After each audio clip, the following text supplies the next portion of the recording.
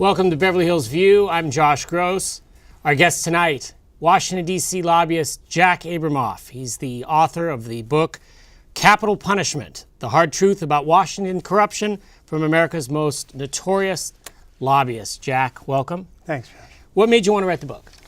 Well, after the scandal that engulfed my career and ended it, and a period of time of reflection, I felt it was important for me to tell the story, first about what happened, and second of all, for me to make some important points about what's actually going on in Washington. Of course, you're a Beverly Hills native, which we'll talk about in a little bit, but the book is funny, it's retrospective, it talks about what went wrong and also how to fix it. What kinds of reactions have you gotten from the book since it's been out? For the most part, the reaction has been positive. Of course, there are some folks who are negative and hostile, particularly if they were either named in the book or their activities were described even vaguely. Washington is a very sensitive town. They don't like to have people who were on the inside talk about what's actually going on the inside. Because the party would end at some point if enough Americans realized what was happening. So there was a small group that has been fairly hostile to the book, to my appearances. And, I'm not quite worried about it. Most of the places I go in the country, and every week I'm somewhere speaking and meeting people, and has been quite positive. Do you feel, obviously there was so much notoriety associated with your case, and I remember this is something we've talked about, but did you feel you had to set the record straight? Was that a big part of the book? Or did you just feel like it was a situation where you didn't want somebody to go through the same thing you went through? Well, I think both. To some degree, I had to set some of the record straight because some of the record became so absurd. I was blamed, I was quiet during the scandal. I didn't respond in the press. The media were having at me in the way that perhaps like Donald Sterling probably feels, although certainly I wasn't racist or anything like that. But, kind of things were spinning out of control. But I did not have an opportunity to say much because I was navigating a legal process and judicial process. And I assume your lawyers said stay out of the media, right? They didn't have to tell me. I mean, I was not interested. I did give certain select interviews to try to at least sculpt some of the narrative that was going on, but it really was impossible. You had ultimately 10,000 articles, different articles written about me from the time the scandal broke until the time I went off to prison. And so it was really hard to not only control the narrative, but even impact the narrative. So a certain image of me was created, a cartoon image really, which is what happens in the media. And when I got out of prison, I felt it was important that I at least set the story as it actually happened correctly. And so that's one of the reasons I wrote the book. The book is Capital Punishment, The Hard Truth About Washington Corruption from America's Most Notorious Lobbyists. My guest is Jack Abramoff. We're going to talk about prison in a second. Of course, that's how you and I became friends. I started writing in prison, although we had some mutual friends, and that's how we became friends. What did you learn from prison? Well, a lot of things. First thing everybody learns from prison is don't go back to prison. How much time did you serve? I was in prison for 43 months. Okay, and it was in the same federal facility, right? Federal facility in Western Maryland. Okay. Every moment in prison is horrible. Whatever the prison is, there is no good prison. Even if you're incarcerated at the Ritz-Carlton, when you're incarcerated, when your freedoms are gone, it's very, very difficult. Particularly the federal prisons, which are 90% inner city drug dealers.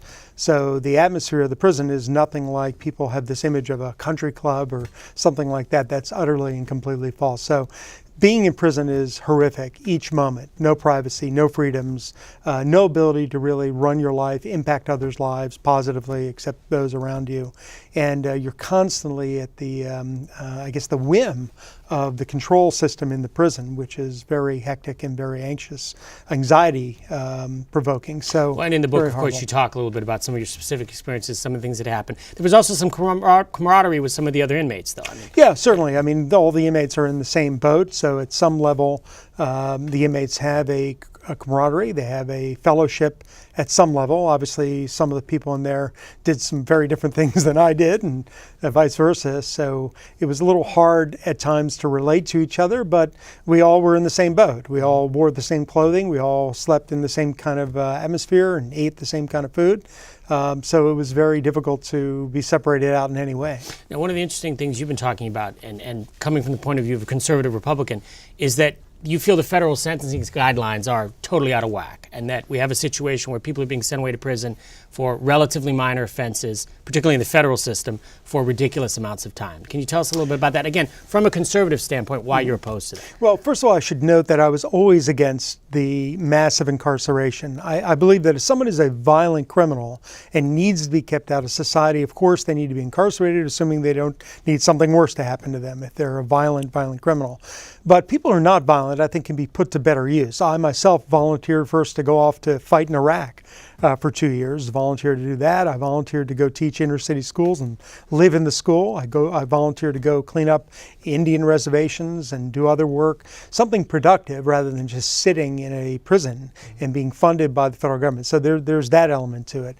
Second of all, the impact on families. 80% of the guys I was in prison with, and 80% nationally, their wives divorced them. Their families break apart. Their children basically are not being raised by a father figure, obviously, who's in prison.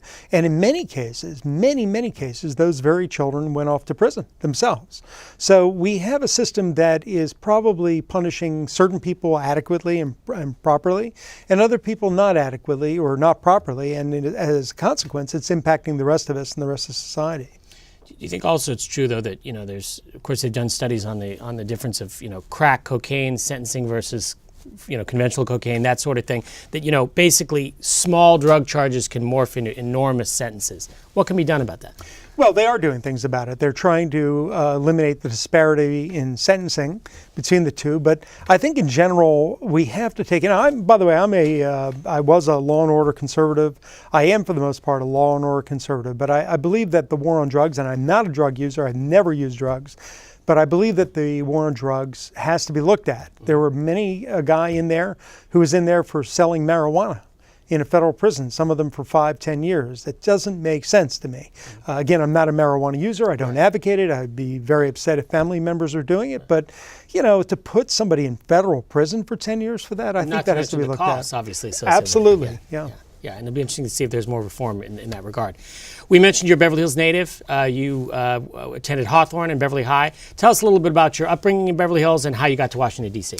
Well, I came to Beverly Hills when I was 10 years old. We moved from Atlantic City, New Jersey, and the environs around there.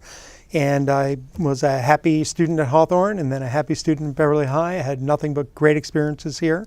Wonderful upbringing. We lived on Elm Drive, and that's where I grew up. And off to Brandeis I went, back on the East Coast. And let me stop you for a second. There's quite a bit of the book takes part. You talk about your running for Hawthorne student body president, and there's some other, lots of Beverly Hills things in the book, but go ahead. Right. Yeah. I mean, some of that was necessitated by the LA Times deciding to kind of mangle those experiences. So again, part of the book was setting things straight. And what you mean is that there was an allegation that you had rigged the election for Hawthorne student body president. Yeah. And of course, you talk about David Factor, who you ran against, and some other people in the book who are Beverly Hills people. But go ahead. Yeah. Right. Yeah. So, my upbringing in Beverly Hills couldn't be more pleasant. I've always enjoyed returning. I haven't lived in Beverly Hills since then, but I've been back. My family's still here, and I've been back almost every month recently, and I love it. And we hope we'll come back and live here. Now, you got to D.C., of course, through your work in the Young Republicans. So tell us about that and coming of age in the Republican Party almost simultaneously with the Reagan Revolution. So tell us about that. Right. I was at Brandeis University, which is not exactly a right-wing conservative university, but I headed the college Republicans in Massachusetts. In 1980, the year Reagan ran against Carter and John Anderson, we did very well. We actually delivered the state to Reagan. We were credited, the College Republicans of Massachusetts, with that victory. And as a consequence, my executive director, who was with me, a man by the name of Grover Norquist, and I decided that we'd make a run for the National College Republicans. I was heading off to law school, Georgetown Law, which was in D.C., and so as a consequence, I ran and was successful and was elected. Moved to D.C., stayed in D.C. really since. Well, the rest, as they say, is history, but a few things happen along the way.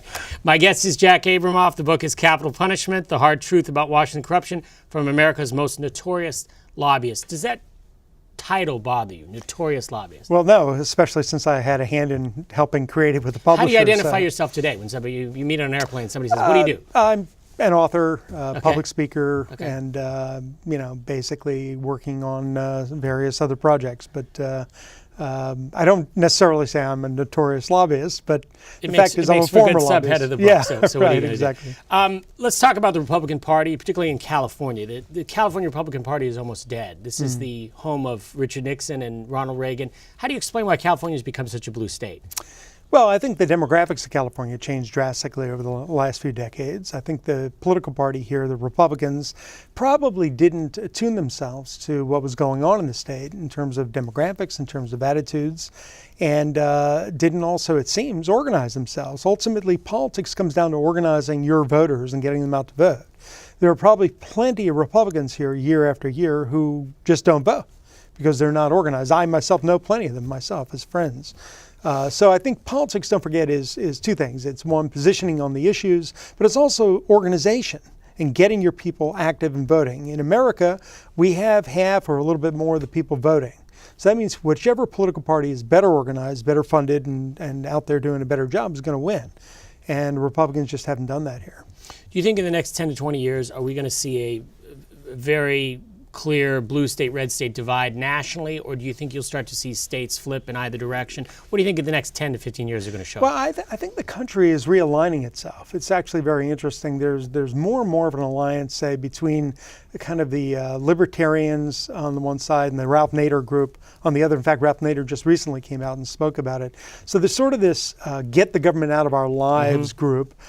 Some of them feel from an economic point of view, from a social point of view, and they seem to be moving toward each other, much in the same way that in the old days, the anti-Soviet coalition among the Republicans, which included social conservatives and economic conservatives and defense conservatives, who really had nothing to do with each other on some of these issues. So I think that's an alignment that's very interesting and bears watching.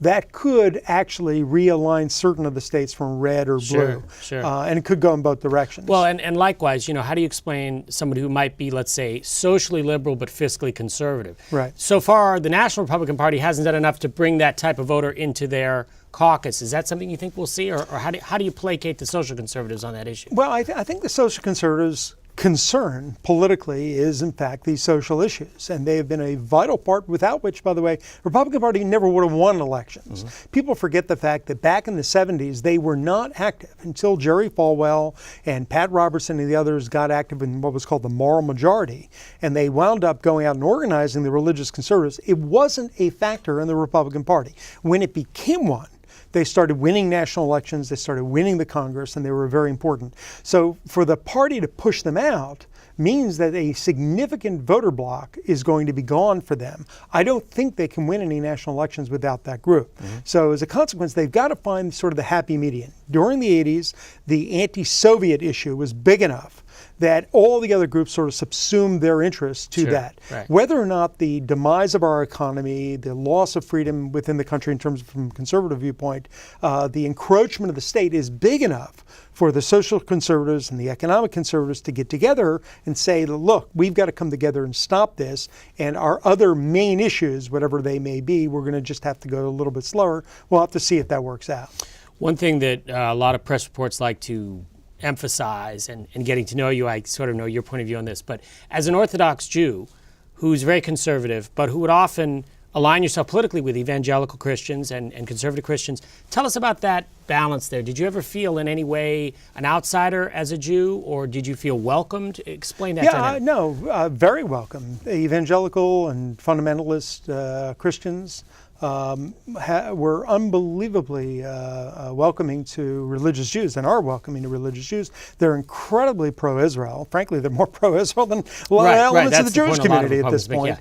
And there's tremendous respect. I never had a problem with the kosher food or Sabbath issues when dealing with that group. There was never a logistical issue. They would go out of their way to make sure everything was okay. Now, whether or not they eventually wanted me to convert to their religion or not, I mean, that to me was utterly irrelevant. I have my religion, they understand it, they respected it, and it was never an issue for me. Now, how do we explain why, I don't know, nationally, maybe 70 or 80% of Jews vote Democratic or tend to be liberal? Why the split there? Well, I personally, I believe it's because most Jews are unmoored from their religious tradition. And as a consequence, they're seeking something that's spiritually satisfying.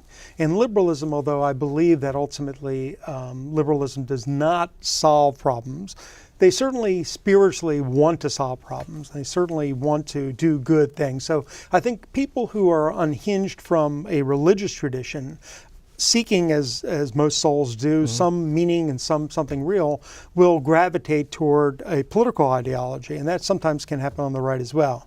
And so I think that explains a lot of it, but because you'll find, by the way, among the Orthodox in America, virtually the entirety of the Orthodox are Republicans. Yeah, that's and absolutely are conservatives. true. Yeah, or tend to certainly have more conservative Right. social values. So I think that that's part of it. There's also, to some degree, Jewish Americans are very much American, and they feel very, not American in the traditional Midwest sense, but American in the sense that their fealty and their loyalty and their interests are toward their ideology in America.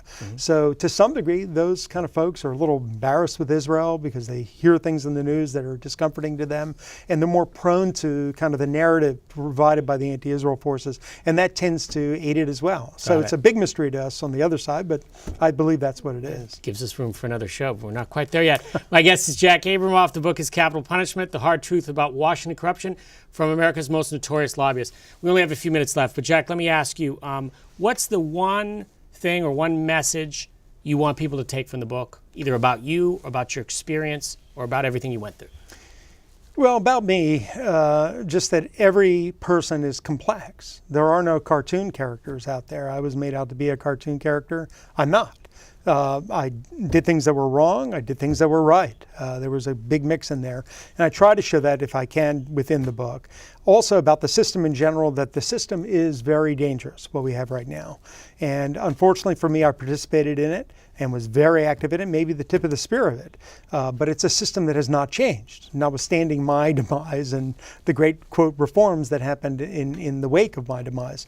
We still need to change things. We need to focus on this because all of the major problems we have in our government stem from the ability of special interests to be able to manipulate our system and control our budget. And as a consequence of that, I think that Americans have got to focus on this stuff.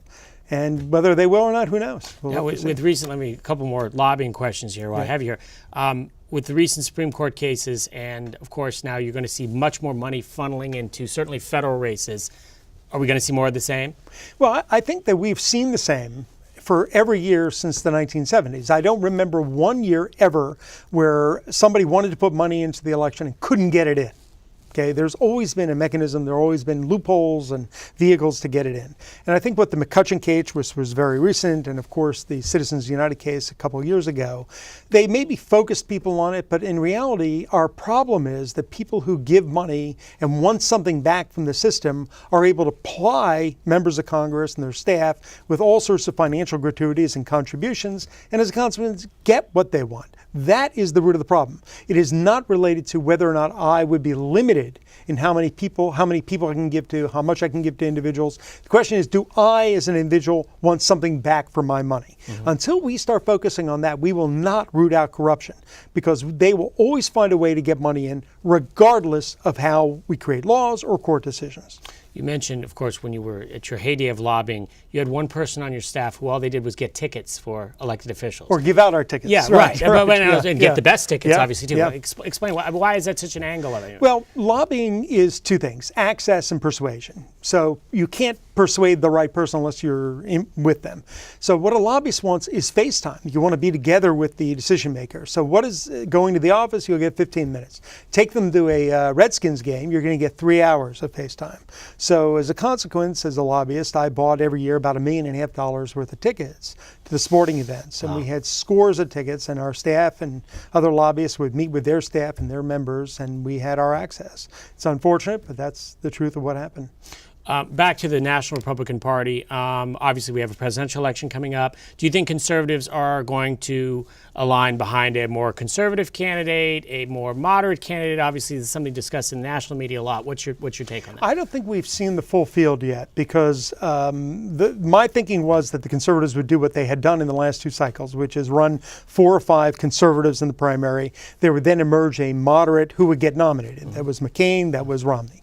So my thinking was, of course, pre-Christie explosion, that it would be Christie, you'd have Rand Paul, Ted Cruz, Marco Rubio, and Paul Ryan. Well, I'm not sure Paul Ryan's going to run for president. it's very possible he'll position himself to be Speaker of the House as John Boehner moves on. Right.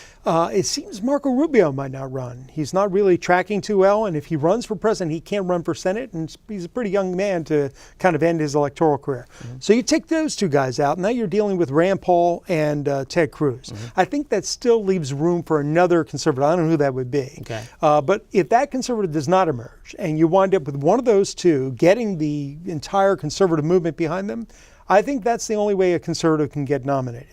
Whether a conservative win or not, that's a separate discussion. But otherwise, I would think that at this point, a Jeb Bush or something like that will probably get. I was going to add, you left out Jeb Bush. Was that intentional? Well, he's not a conservative. Okay. He's not a conservative. Okay, but does the Bush brand mean something to national Republicans? It does. I think it means two things. It scares some of the Republicans, and it delights others of the Republicans. It I think, falsely conveys this sense of competence and electoral proficiency in a way that if Bush is running, we can possibly win because Bushes have won. Right. And I think Jeb Bush is an immensely competent former governor and probably among the Bush crew one of the best. But whether or not the country has Bush overdose or not, I don't know. Do we have Clinton overdose? Right. We'll soon find that out as well. Right. Well, and of course, the other, you mentioned it's all about organization and grassroots really at the end. What's the blue state that you flip red? That's really what it comes down to, right? Is you need 270 votes, and how do you get there? Right. And, you know, obviously with your background with organizing, you know how important that is. Of course, there's also the perception that Republicans are very behind the time on social media and electronic ways. Obviously, the Obama campaign was legendary with their ability to track voters. So how do conservatives get in the game as far as that goes? I don't know because it's not like one person can make a decision. A lot of conservative groups are trying to figure that space out. A lot of the conservative base is not as proficient as the other base, the progressive or liberal base. I think the effort in the past was dismal at best. The Romney campaign was catastrophic in terms of their social media outreach. So whether the Republicans figure that out or not, and by the way, as a component of that, figure out how to talk to millennials. You have an entire generation that's utterly and completely different than the previous generations, including the generation X or Y, whatever preceded them immediately. This is a generation whose values and approach to history and the past and the present is utterly different. Or they get their news from Jon Stewart, for example, as opposed to Walter Cronkite in another generation. And they expect instant success. They expect no responsibility. There's a lot of things about this generation the Republicans have not figured out yet. I think the Democrats are more attuned to that general messaging.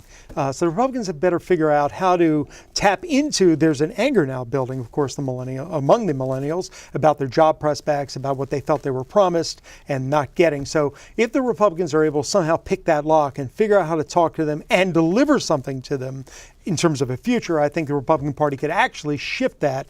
And by doing that, they could really overturn a number of states. Well, you know, it sounds like Rand Paul is speaking to some of that constituency. He calls himself a Pink Floyd Republican. Right. So, I mean, it's sort of what you're saying. You sort of brand yourself for a younger generation, but really it's the same conservative principles, limited government, et cetera, that would motivate that type of voter. I mean, is that sort of where you think they should go? Or? Yeah, I think there's no question about it. That voter group's concern that overlaps for Republicans is the expansion of government. What's dangerous, though, about that group, about Rand Paul, to be honest with you, and recent poll this morning about the U.S.'s role in the Wall Street Journal, about the U.S.'s role in the world, how most Americans now want the U.S. to reduce its role in the world. This is a very dangerous set of beliefs that are now emerging in America as a consequence of consistent and continual messaging in the media and in the entertainment media. And I'm not certain how the world's going to work out with this because you still have bad guys out there. Americans seem more and more unwilling to play the role of trying to help others as we have in the last couple hundred years. At the start of our show, you mentioned that some have given you a frosty reception, some have been friendly. Tell me about some of your friends in D.C., particularly conservatives. Have they welcomed you back? Has there been a standoffish attitude? How would you describe it? Yeah, I think for the most part it's been very welcoming. I haven't really sort of inserted myself in D.C., and I don't really intend to. You know, where asked, I've been pretty active. Some of the Tea Party groups have asked me to come speak, and where conservatives ask me to participate, I certainly do. I'm as active with the progressives as with the conservatives these days because I'm focused on this reform. Right. Which they are very but much as you pointed out, there is an agreement here in terms of issues. I mean, no it's almost a left-right coalition Yes. on some of these issues. Yes. Yeah, and we mentioned the sentencing guidelines, same things. I mean, there's some from the left who think it's ridiculous and some from the right. So, Right. So that's the thing. I think go we're ahead. seeing more and more of that. Yeah. I mean, with me, I'm a conservative. I haven't changed my views to become liberal during this process. So my approach to the reform movement is that we have a corrupt system. We have a system that enables, in essence, bribery and people cashing in on public service. And liberals and conservatives both that abhors them. So I think I've had no problem with that. But in terms of the conservative movement, I haven't had anything but a very kind and wonderful reception, including through the scandal. Conservative groups were consistently supportive. Again, the scandal got to be bigger than any one group and bigger than anyone's ability to respond. There were very few members of Congress who would speak. One who did speak in my behalf continually was Dana Rohrabacher in Orange County. Sure. But the others obviously were quite taken aback. Does the Tea Party get a bad rap, in your opinion? Yeah, I think so. Again, the media tend to try to make cartoons out of everything. The Tea Party, the people that I know hundreds of people in the Tea Party, and none of them are these sort of wild-eyed racist, crazy people. They're normal people who basically are just fed up with the amount of government that is intruding in their lives. Well, and also that you even have moderate Democrats who feel that government spending's out of control. No question about it. I know many people in the movement, Occupy movement as well, and it's amazing to me how similar, in certain cases, the views are of the two.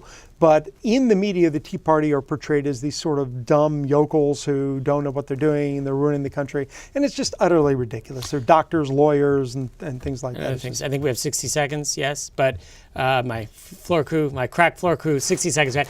What's next for you, Jack Abramoff? What's coming up in the future for you? I'm looking at potentially doing another book. I've been out speaking. I'm working with groups to try to change things, figure a way to get it through. Working on some television stuff as well, and maybe I'll even at some point give you some competition. So we'll see. I would appreciate that very much. Jack Abramoff, welcome back to Beverly Hills. Thanks. Thank you. That's it for Beverly Hills View. We'll see you next time.